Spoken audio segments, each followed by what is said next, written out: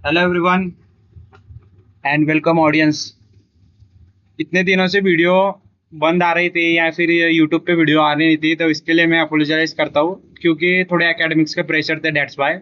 आज हम फिर से एक नई वीडियो के लेकर आ चुके हैं। आज हम फिर से कोई नई वीडियो देखने वाले हैं। आज आपको थोड़े और बिल्ट इन फंक्शन सिखाऊंगा और क्लैरिटी देने की पूरी कोशिश करूंगा। सबसे पहले तो मैं आपको ये बता दूं कि ये वीडियो कोई आम वीडियो नहीं है। अगर ये वीडियो का कोई भी कंटेंट आपको यूट्यूब पे किधर भी मिल जाता है तो मेरे चैनल को आप खुशी खुशी अनसब्सक्राइब कर सकते हो, या फिर ये वीडियो को डिसलाइक कर सकते हो, रिपोर्ट मार सकते हो, या फिर जो करना है आप इस वीडियो के साथ कर सकते हो। कुछ भी उल्टा सीधा कमेंट कर सकते हो। अगर ये वीडियो का कंटेंट आपको यूट्यूब पे कहीं भी मिल जाए तो आप ऐसा कर सकते हो। तो वो कंटेंट क्या है, खाली मैं आपको 10 मिनट में सिखाऊंगा या फिर उससे भी कम मिनट में आपके लूंगा, जिससे मैं आपको सिखा सकूं और वो क्लैरिटी दे सकूं। मैं सबसे पहले वर्ड फाइल में लेके चलता हूँ क्योंकि जो भी हमारा आपको पता है, अब हमारे जो यूज, अगर आप मेरे वीडियो पास से देखते आ रहे हो तो आपको पता होगा कि इधर क्या होता है। ये इधर हमारा खजाना है, पूरा गोडाउन रहता है हमारा इधर, जिधर हम बहुत सारे बिल्ट इन फंक्शन सीखते हैं, स्टूडेंट को सिखाते हैं, खुद भी सीखता हूँ, आपको भी सिखाता हूँ। ठीक है। जो हमारा पहला बिल्ट इन फंक्शन है, ये जो क्लियर है, कॉपी है, ये हमने देख लिया गाइस, पहले पूरा हमने क्लियर कर लिया है। ये गेट भी हमने पिछले वीडियो में कवर कर लिया है। हैश कीज, आइटम्स और ये फ्रॉम कीज आज के वीडियो में मैं कवर करने की कोशिश करता हूँ। फ्रॉम कीज हम तब इस्तेमाल करते हैं जब हमको मैन्युअली कोई डिक्शनरी बनानी नहीं है। अब ये मैन्युअली डिक्शनरी बनाना क्या होता है, ये देखो, जैसे मैंने यहाँ पे DICT नाम का वेरिएबल लिया है, उसमें नेम डाला है, फिर कोलन करके देवांग डाला है, फिर कॉलेज DYP डाला है और ब्रांच ADS डाला है। तो इसका मतलब है मैंने मैन्युअली कुछ क्रिएट किया है, डिक्शनरी मैंने क्रिएट की है।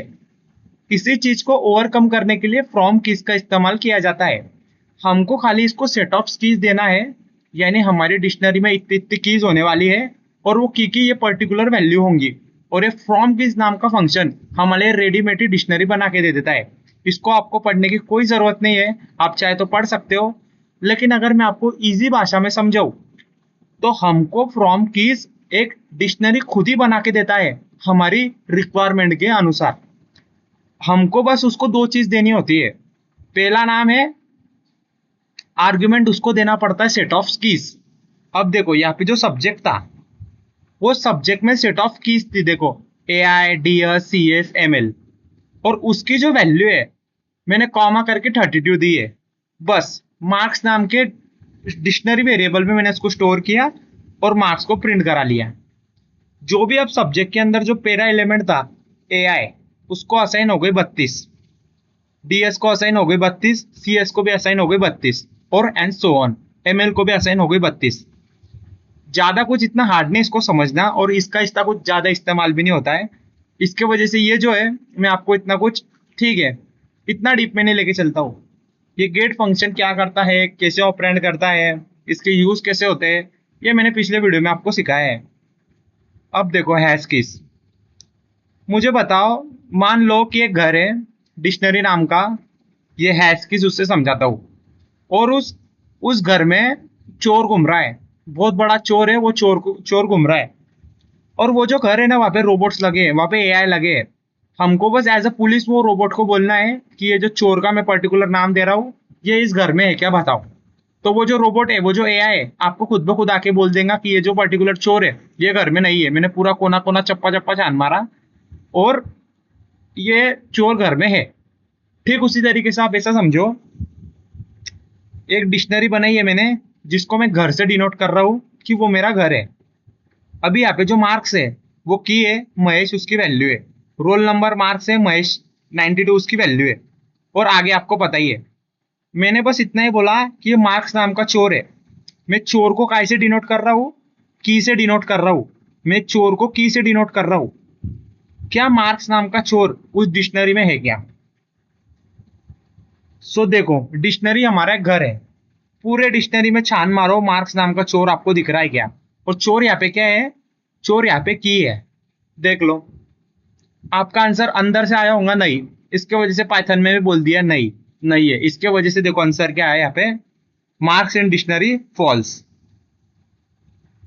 ठीक उसी तरीके से अब देखो ब्रांच इन डिक्शनरी, वो डिक्शनरी नाम के घर में अब ब्रांच को ढूंढो, आपको ब्रांच मिली, यस ऑफ कोर्स मिली, बस ट्रू आ गई वैल्यू। बस इतना ही हमको यहाँ पे करना है, ज्यादा कोई रॉकेट साइंस नहीं है, इसको समझना ज्यादा कोई रॉकेट साइंस नहीं है। मैंने बस पाइथन को बोला कि मार्क्स नाम का जो चोर था वो डिक्शनरी में है क्या, उसने बोल दिया भाई नहीं है, बस नहीं है, फॉल्स आ गया। और ब्रांच नाम का जो चोर है डिक्शनरी में है क्या, हमारे घर में है क्या, बस उसने बोल दिया हाँ भाई है, ट्रू है, that's it. Last built in function की ओर मूव करते हैं हम। मान लो कि देखो गाइस, ये तो बहुत ही छोटी डिक्शनरी है, बहुत ही छोटी डिक्शनरी है। आगे जब आप डीएसए पढ़ोगे, जब बड़े बड़े डेटा स्ट्रक्चर पढ़ोगे, तो उसमें बहुत सारी कीज होती है, बहुत सारी वैल्यूज होती है, उसको कैसे हैंडल करना है, उस पर कैसे ऑपरेंड करना है, ये फंक्शन हमको बहुत अच्छा इस्तेमाल करता है। अभी मेरा थोड़ा सिखाने पे ध्यान कम है, क्योंकि ये जो है मेरी रिकॉर्डिंग जिससे मैं रिकॉर्ड करता हूँ, ये ऑटोमेटिकली आजकल बंद हो जा रहा है, तो मेरा ध्यान अभी उस पर रहता है। लेकिन कोई नहीं, अभी बंद नहीं हुआ है वो, 6 मिनट पे बंद होता है वो, कोई नहीं। सो देखो यहाँ पे क्या मैंने बोला है, जो आइटम्स है, आइटम्स, आइटम एक बिल्ट इन फंक्शन होता है। सो ये जो आइटम है ये एक बिल्ट इन फंक्शन होता है। मैंने आपको बताया था आइटम क्या होता है, जो की वैल्यू पेयर है, जो की वैल्यू पेयर है उसको हम आइटम बोलते हैं। या फिर आप ऐसा भी समझ के रखो कि जो आइटम ही पेयर है, पेयर ही आइटम है। अब ये पेयर क्या है, वो कपल का एग्जांपल दिया था, याद करो कि जब की मिला, जब वैल्यू मिली, जब पेयर बनी, है कि नहीं, तो पेयर ही आइटम है, आइटम ही पेयर है, बस इतना ही समझो। तो ये हमको नहीं क्या टपल देता है, पर्टिकुलर टपल। उस टपल में दो आर्गुमेंट होते हैं, पहला होता है नेम, कॉमा करके होता है उसकी वैल्यू, और ऐसे जितने भी आइटम है वो हमको एक लिस्ट बना के दे देता है। आप देखो, आपको आउटपुट से समझ में आएगा, आई होप आपको आउटपुट से पूरी की पूरी क्लैरिटी मिलेगी। देखो यहाँ पे जो नेम था वो महेश था, रोल नंबर 92 था, ब्रांच एआईडीएस थी उसकी। अब मैंने बोला था ऑल पेयर इन डिक्शनरी, यहाँ पे देखो मेरा कर्सर पे ध्यान दो, ऑल पेयर इन डिक्शनरी। मैंने कौन सा फंक्शन इस्तेमाल किया, देखो dir डॉट आइटम्स, यानी कि वो जो डिक्शनरी है उसके मुझे आइटम्स चाहिए। तो देखो यहाँ पे क्या बोला है, रिटर्न्स अ लिस्ट, यानी कि एक जो लिस्ट है वो रिटर्न करता है। देखो उसने हमको जो लिस्ट है ना वो रिटर्न कर दी, देखो ऑफ टपल्स। ये जो लिस्ट आपको दिख रही है ये किसकी लिस्ट है, टपल्स की लिस्ट है, ऑफ की वैल्यू पेयर्स। देखो की वैल्यू, की वैल्यू, की वैल्यू, की वैल्यू। इसमें क्या समझने लायक था मुझे बताओ, इसमें क्या था ऐसा रॉकेट साइंस जिसमें आपको एकदम डीपली समझा सकूं। आपको बस क्या करना है, ये इसको पढ़ना है बस, आइटम्स, और ये ऊपर के स्टेटमेंट को पढ़ो, returns a list of tuples, return a list. सबसे पहले तो एक लिस्ट आएंगी, रिटर्न अ लिस्ट इसका मतलब क्या है, देखो अगर यहाँ पे मुझे रिटर्न अ लिस्ट, यहाँ पे लिख के बताओ, देखो रिटर्न अ लिस्ट, ठीक है, ये लिस्ट रिटर्न कर दी ऑफ टपल्स, टपल्स की लिस्ट। ये पहला टपल मान लो, पहला टपल, फिर कॉमा करके दूसरा टपल, कॉमा करके तीसरा टपल, और आगे क्या बोला है, ऑफ की वैल्यू पेयर्स। और ये जो टपल में रहेगा इसमें क्या रहेगा, की रहेगी, कॉमा करके वैल्यू रहेगी। इधर भी क्या रहेंगी, की रहेंगी, कॉमा करके वैल्यू रहेंगी, और आगे भी हमको इसे जाना, इधर की रहेंगी, कॉमा करके वैल्यू रहेगी, एंड सो ऑन। बस इतना ही ये इस्तेमाल था हमको। बस ये जो आइटम है ये इसके लिए यूज होता है कि हमको जो भी की वैल्यू पेयर्स है वो एक खट्टे मिल जाए, एक खट्टे मिल जाए, एक साथ मिल जाए, एक झुंड में मिल जाए, एक ही बंधन में मिल जाए। इसके लिए हम आइटम इस्तेमाल करते हैं। हैश कीज हम इसलिए इस्तेमाल करते हैं ताकि कोई पर्टिकुलर चीज है, जैसे नेम था, जैसे रोल नंबर है, जैसे मार्क्स है, जैसे कोर्स है, जो पर्टिकुलर की है मुझे डिक्शनरी में सर्च करनी है, इसके लिए हम हैश कीज का इस्तेमाल करते हैं। जैसे आपने यहाँ पे देखा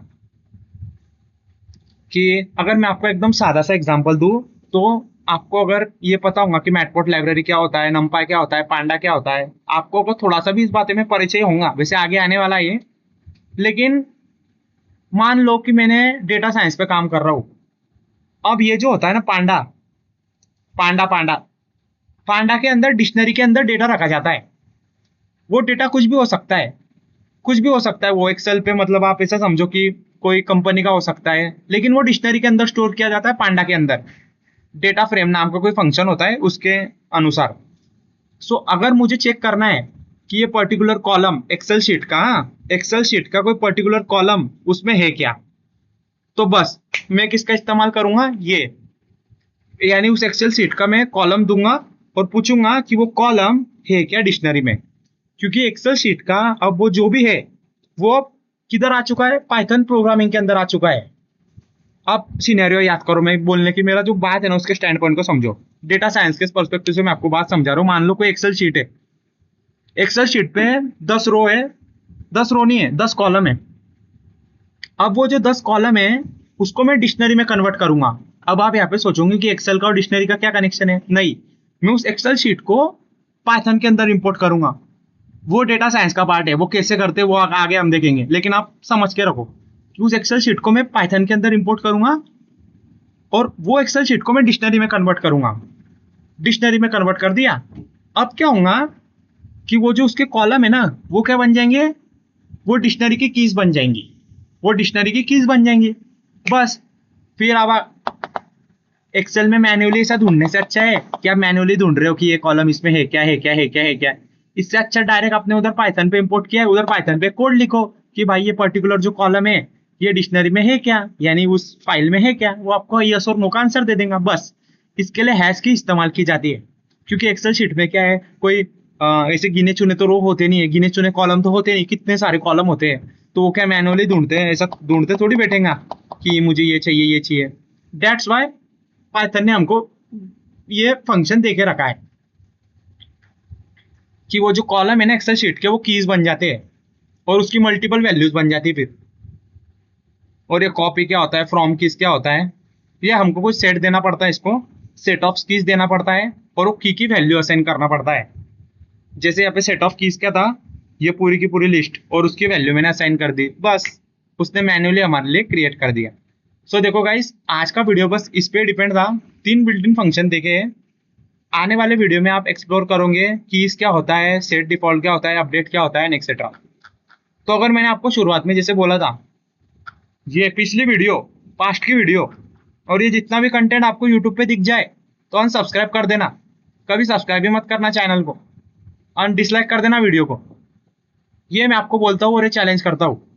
लेकिन अगर ये वीडियो आपको हेल्पफुल लगा हो, थोड़ा सा एक्स्ट्रा ऑर्डिनरी लगा हो मार्केट से, तो आप इस वीडियो को लाइक कर सकते हो, सब्सक्राइब कर सकते हो चैनल को।